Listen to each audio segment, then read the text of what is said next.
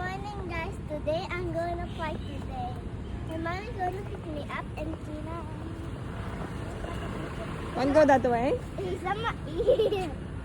Yeah, they're sleeping. Go. Yeah, this is sleeping the back. So guys, ang laman ng backpack niya ay water bottle and bowl lang niya. At saka yung extra clothes. Kasi lalaro sila sa labas.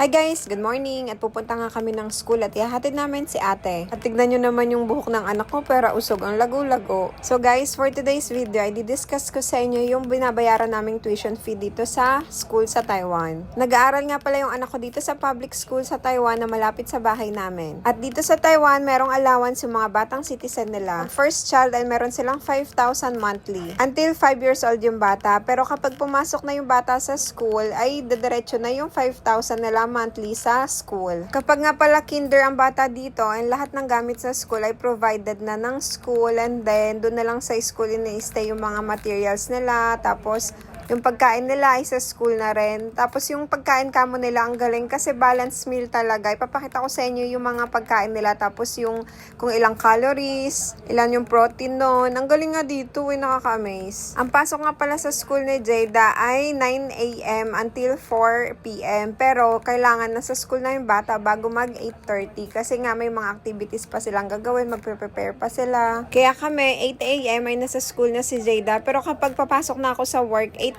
na siya papasok sa school.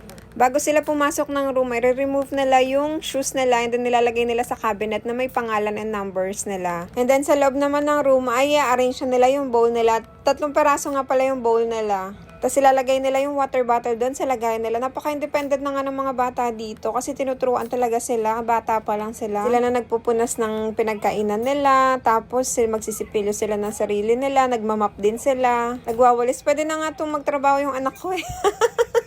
So guys, ito nga pala yung tuition fee ng anak ko. So kapag sa public po nag-aaral yung bata, yung tuition fee nila ay free na. And then yung lunch fee naman nila for 5 months ay 4,455. Tapos yung snack fee naman nila ay 4,950. Good for 5 months na rin po yun. Ang miscellaneous fee naman nila ay 675. And then yung activity fee ay 900. Yung material fee naman ay 1,350.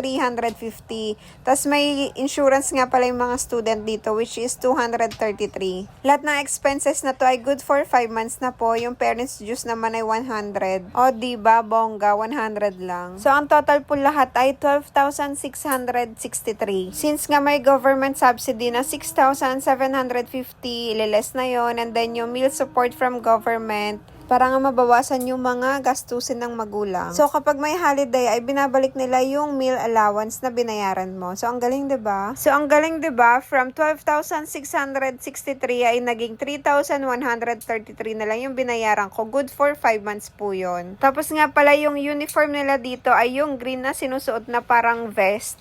So guys, lahat dapat ng gamit nila ay may sticker with name nila. So hanggang dito na lang po. Salamat sa panonood. Please don't forget to like and follow. Bye-bye!